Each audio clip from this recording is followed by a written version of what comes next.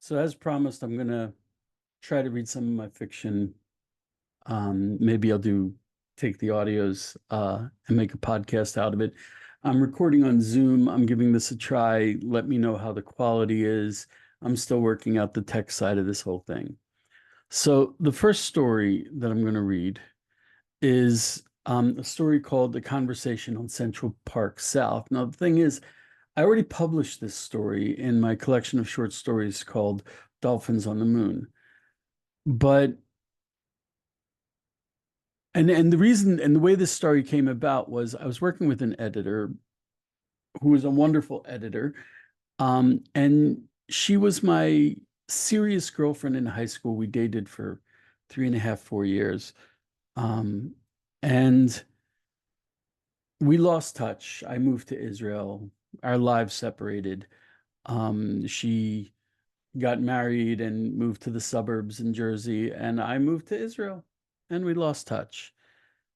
Then 30 years later, we reconnected because she found out I was writing. She was a retired school teacher, so she was very into editing. So she started editing my things. And then one time we were talking about how our relationship ended in 1990.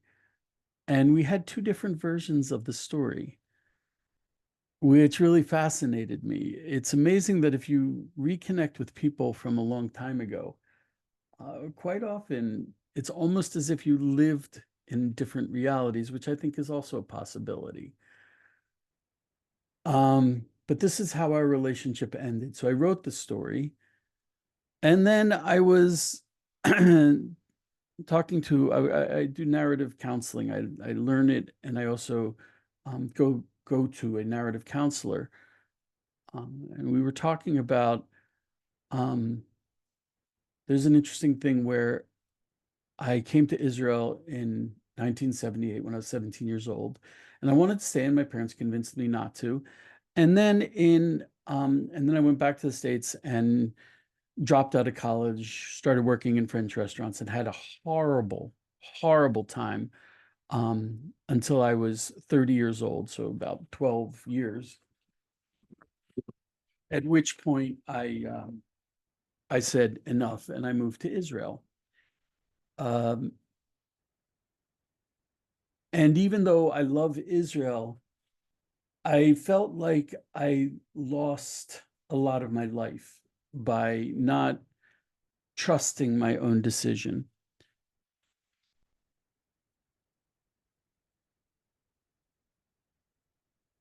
And I felt like I lost a lot of my life by not trusting my own decision. And my counselor said to me, "So have you ever mourned for that 17-year-old who you lost?" And it was such a powerful concept.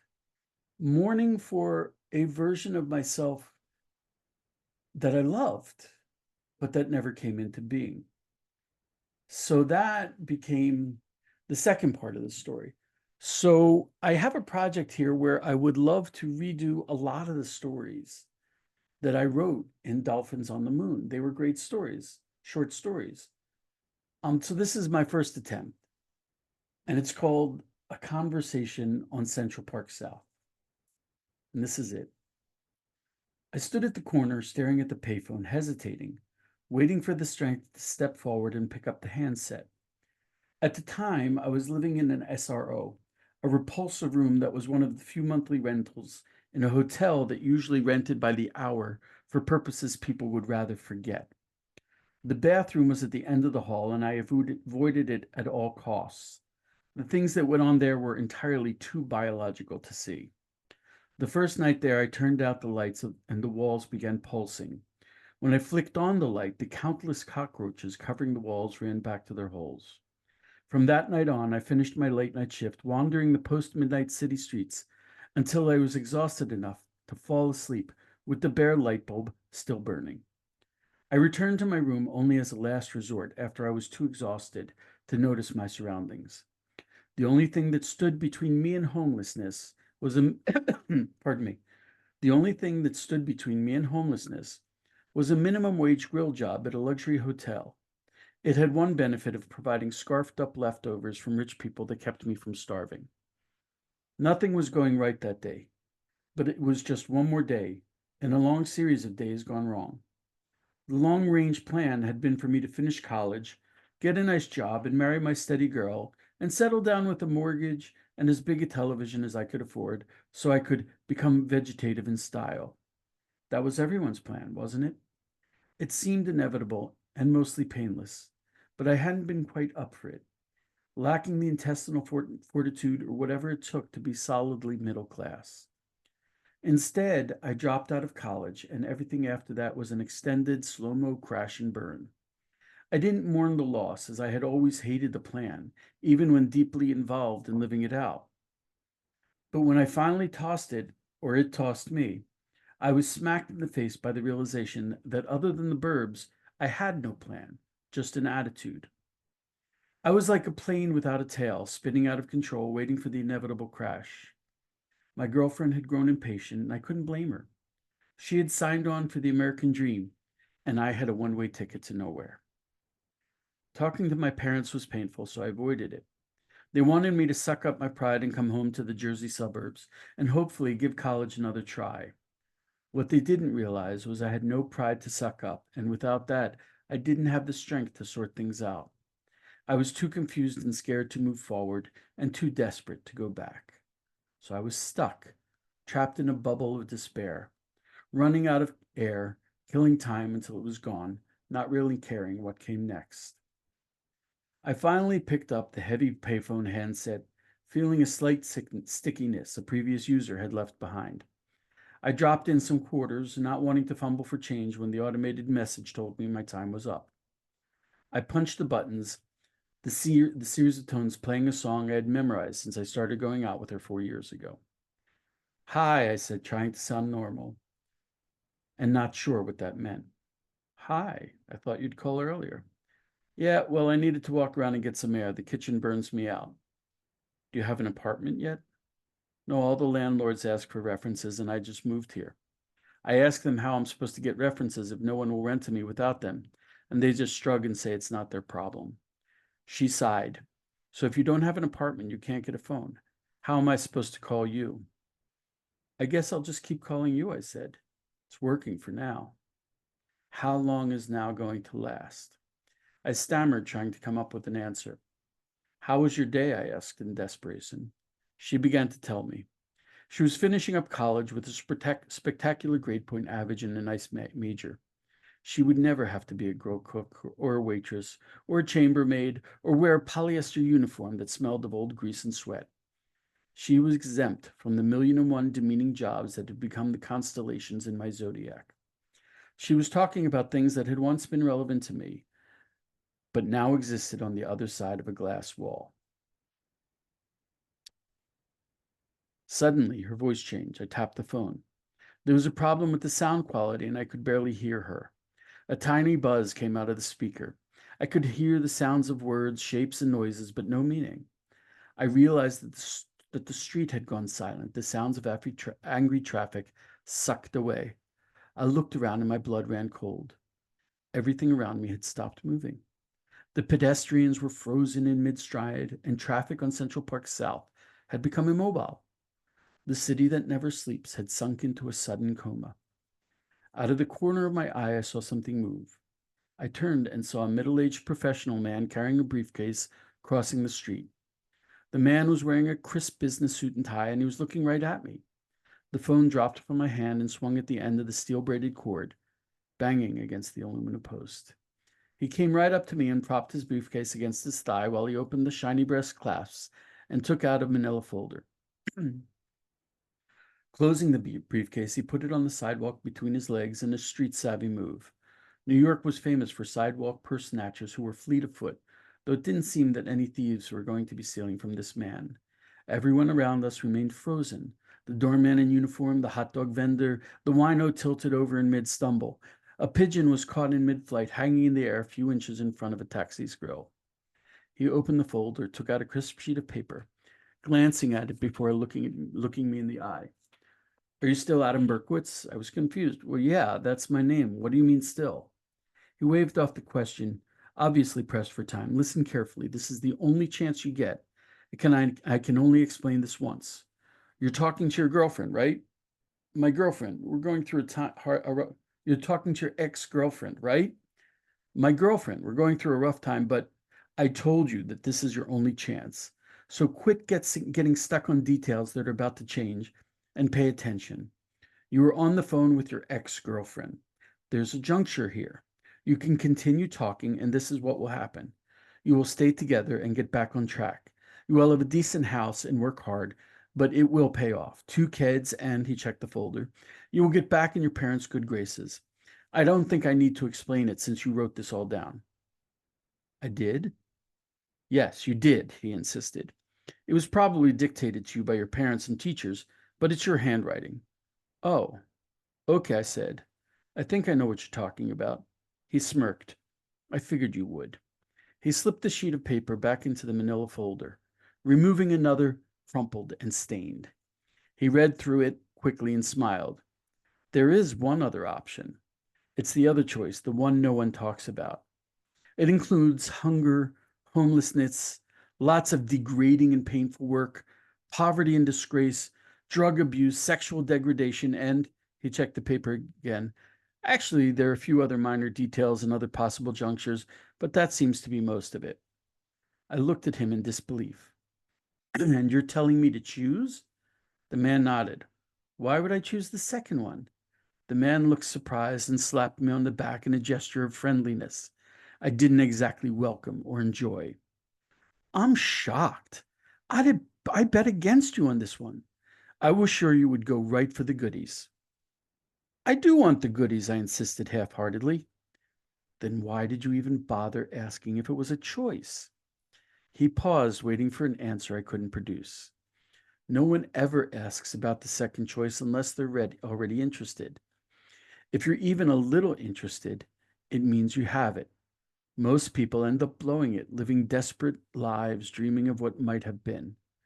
But if you go for the goodies, you ache inside for the rest of your life, but never know what you're aching for. I stood speechless for a full minute, but desperation, a force that drives so much of my life, forced the words out of my mouth. So am I going to get an answer to my question? The businessman nodded slowly, and I felt like I had just been judged favorably, though I didn't know how I felt about that. An unseasonably cold wind blew down the street, making me shiver. Yes, here, I'll show you. He reached into his pocket and pulled something out of it enclosed in his fist. His hand hung in the air, halfway between us, and when his fingers curled open, the rest of the world around us became dull and drained of color. The only light came from the tiny gem resting lightly in his palm. As if in a dream, against my will, my hand reached out for it, but the gem was snatched away. This businessman had disappeared, and in his place stood a wraith, darkness in a flowing black robe, the face of a demon with a hole for a mouth, dripping fangs framing an evil grin. A black, skeletal hand gripped the glittering stone, lifting it into the air where it glowed against the black sky for just a moment. Before the evil vision dropped it into his gaping jaws, I watched as it slid down, a bulge in his ghastly throat. I watched as the gem disappeared. The apparition glared at me. Choose, he demanded in a raspy voice. If I choose the path of suffering, will I get the gem? I asked. The face had been stripped of flesh, seemed to smile. There are no promises, only cause and effect.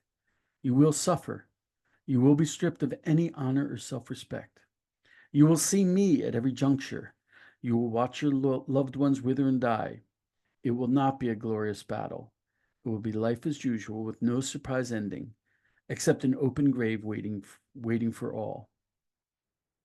Now choose. I had hesitated. What is the gem called?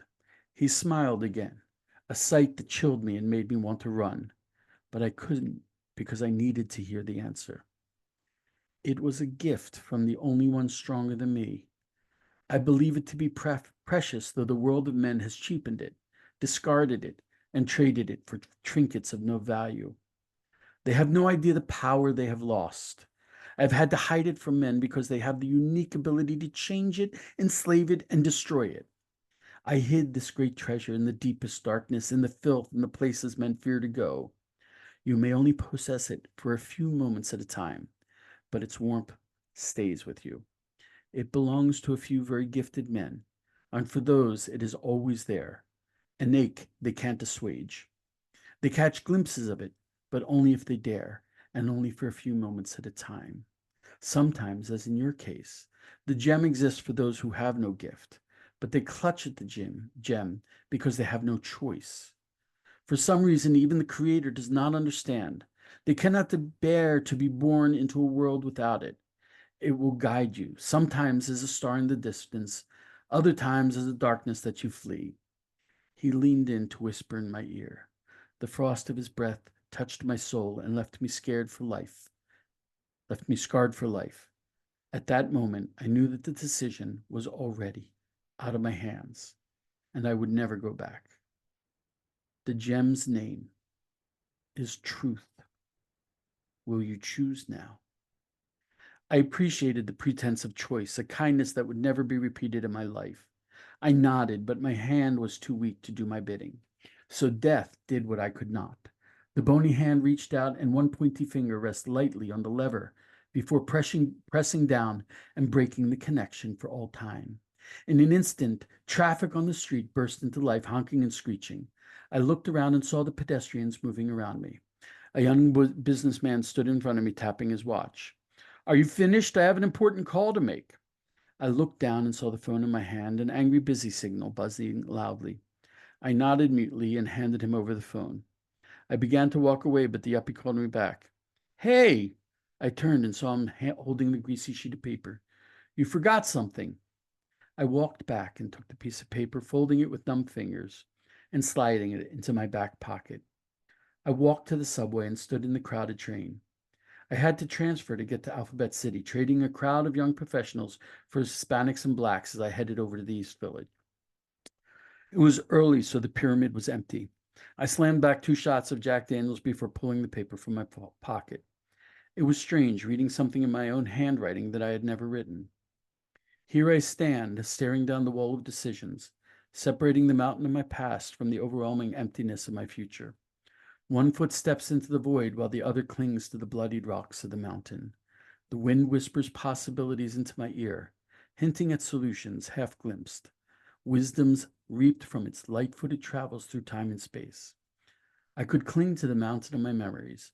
Bloated carcasses of long-dead glories would feed me, but the ravenous hunger of time passing would give no quarter. The solid ground would bring comfort and illusion of safety. Be warned, woe to the one who looks in the mirror and sees the beast of what might have been reflected in his own eyes. I stand on the edge of the cliff, spying out a worn path that winds tediously down the mountain. With a well-thought plan, I could follow in the steps of others. I could trust in the safety of their trail and the wisdom in their goal. But as I look closer, I see that the trail was built on the bones of broken dreams, cast aside as burdens too heavy to carry. I tell myself that I can leave the trail at any point, return to my dreams, but I know in my heart that this is not so. My soul longs to jump from the cliff, trusting fate, braving the fall. I cannot fly, but perhaps the leap into empty space will grant me that power. If not, I will surely be broken by the fall, unable to stand and glory in the vastness of a life that can't be challenged. My soul believes in the wings of my dreams that can carry me to a life of meaning that won't be dimmed by death. If perchance I were to fly, would the whirlwind of too many dreams bring me crashing back to the mountain? Like so many others, my moment of glory would inevitably be followed by my falling into the void. After reaching for the sun, I would lie unnoticed, abandoned even by the wind. The final decision tickles my senses with sensual perfumes and promises of eternity. Were I to sit on the edge of the here and now, closing my eyes to all but my own soul, I could dissolve the mountain. Mountains are, after all, made of countless sand grains, insignificant as individuals, but able to cover the world. With my eyes closed at my own pace, perched on the cliff of the here and now, I could dismiss each grain of memory. Resting between the past and the future, I could pick up each grain of sand, each memory, and blow it away with a puff of breath. With no mountain to block its path, my soul could dissolve into water and become a stream. It would flow until it came to rest. My soul would become one with the sea of eternity, and I would live forever. I sat staring at the page, and the bartender, a cute girl dressed provocatively in goth, came to take my empty glass. "What you readin'?" she asked. She plucked the paper from my hands and began to read. "You wrote this? Are you a writer?" "I guess. Yeah, I wrote it," I stammered. "But I'm not a writer. I'm a cook." She poured me a shot without asking. "If you wrote this, then you're a writer. Me? I play bass. If you hang out for an hour, my band opens for the Raging Hellhounds. They play country western grunge, but we're old school punk." She handed me back the page and went to pour for another customer. I stared at the page and a voice, hoarse from lack of use, began whispering something in my ear. Straight dictation. I borrowed a pen from the bartender and began to write, scribbling furiously, afraid to miss a single word. I was still writing when the bartender went on stage to tune up. The drummer was so drunk he could barely sit up and kept having to use the bucket tucked inside his kick drum. The guitarist got fed up halfway through the second song and walked off the stage. The bartender showed up a minute later, stowing her bass behind the ice machine. I was editing what I had written when she put a beer on the bar in front of me. "I didn't order this," I said. "You have an admirer," she answered, nodding at an older man who sat down next to me. One glance and I was stunned. The pyramid attracted a mixed crowd, but this guy didn't fit into any of the categories. First of all, he was too old, definitely in his 60s, and all of his age was on display. His gritty gray hair was cut short, and his short beard was entirely white. This wasn't a geezer pretending to be young, and there was nothing remotely fashionable about him. He was dressed casually, but not like a relaxed yuppie or a businessman trying to slum it. He looked ready to read a book or stroll through a forest, whichever came first. He asked the bartender for 2 mugs of beer, and she put them on the bar. He looked over at me and smiled. I wasn't in a particularly social mood, but I figured I owed him 2 minutes of conversation for the beer. "Before you get your hopes up, you aren't my type," I said. "Nothing personal, but I don't swing that way." "Neither do I," he said. "I have 4 kids, and that's not why I bought you a beer." "Let me guess," I said. "You're celebrating and you don't want to drink alone." "Kind of, but not really," he said. "I'm celebrating the death of someone." "Who?" I asked. "A buddy?" "Kind of," he said. "I'm celebrating your death. You died today." The beer mug floated 6 inches from my mouth as I took in what he had said. "That's not funny," I finally managed to say. "It wasn't meant to be funny," he answered as he savored the first sip of his beer. "You met someone today. He changed your mind, helped you to make a life decision." "How do you know?" I asked. "Because I'm the future you," he said. I hesitated. "You've been reading too much bad science fiction," I said. "Are you here to convince me to invest in Microsoft or Tesla? Or are you going to push me off a bridge before I become next Hitler?" "It doesn't work like that," he said. He finished his beer and poured the 3rd bottle into the extra mug. "One of us was headed for a future in the suburbs, married to your ex-girlfriend. You left that behind, so here you are. But there is a you that didn't hang up. He quit his job and made up with her. And then what? He sidestepped all of the hard times and ugly scenarios that you're going to end up living," he said. "Someday in the future, he might get a visit from a different future us, an Adam that prefers the suburbs and clean living. The 2 of them will probably pop a bottle of Merlot to celebrate you making the right decision. They might even raise a glass to mourn our deaths. But we aren't dead," I said. "To those 2 possible Adams, we are," he said. "That's how it works. Anytime you make a life decision, one possible you goes on to live it, while a totally different you dies. In this case, by choosing this path, you chose to live a life that resulted in me. I figured that I owed you a beer for choosing to give me life." "And the 3rd beer?" I asked. "Are we mourning for the us that chose to follow the rules, marry the good girl, and live in the suburbs?" He sipped his beer, sitting in silence for a few moments before answering. "No," he finally said. "I hate that guy. But there's another guy who had the guts to follow his dreams at a younger age. He had the confidence to become a musician, a writer, or move to Israel and lie about his age in order to join the army. I got a glimpse of him once a long time ago. It took my breath away. I knew he was me, but I could never imagine doing what he had done. And because I couldn't imagine it, I didn't. He wrote the books that I should have written. He was better at playing guitar than I ever thought I could be.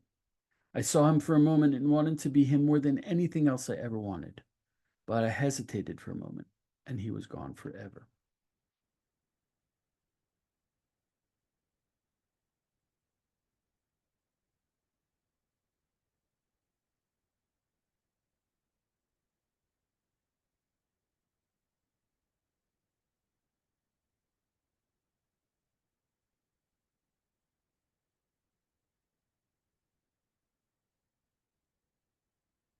I could still be him, I said.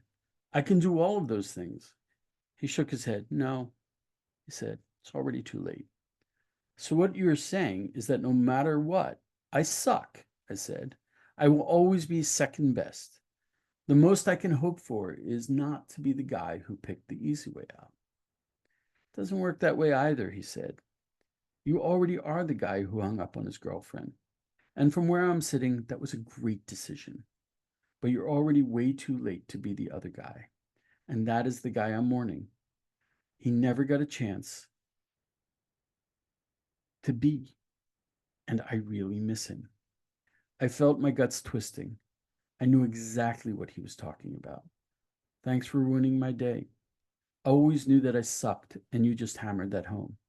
I always wanted to write my version of the sci-fi cliche, where the future me comes back and tells the current me that I'm doing great, that I'm living the best me possible. But I never did write it because I knew it wasn't true. I always knew that I had blown it a long time ago, that I was living second best. The old man was about to say something, but I cut him off.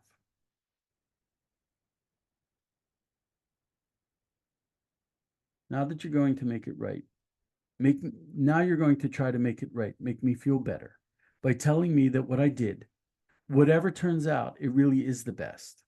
It's too late for that, I said. He sipped his beer, giving me a few moments to calm down. No, I wasn't going to say that, he said. I really wanted to be the man who decided from a young age to be all those amazing things. I know that the path I took was a compromise. It wasn't as bad as never taking any chances, but it wasn't a life of unrestrained joy. I never had the courage or self-confidence needed to live that life. He hesitated, but went on. But whenever I start regretting my life too much, I look at my kids. I've got 4 of them, by the way, he said. Those are the kids I had in this life. That me that lived a bigger life, living my dreams all the way at a younger life, may have had kids. He probably did have kids. He probably had them at a younger age. But he didn't have my kids. He had different kids. And even with all their quirks, maybe even because of all their quirks, my kids are better than perfect. I couldn't possibly love them more. But I know that I will love them tomorrow, even more than I do today. So I guess I would have been a better me if I'd taken that pathway in life and mourned for the me that never was. I mourn for the novels I never wrote, for the wild journeys I never took. It hurts almost too much. But then I think of my kids and the hurt goes away. Do you really expect me to drink to that? A different version of me being better, having a better life, being a better writer, and better at everything? I said angrily. No, he admitted, throwing a few bills down and getting off his bar stool as he prepared to leave. But one day, a long time from now, you will drink to that.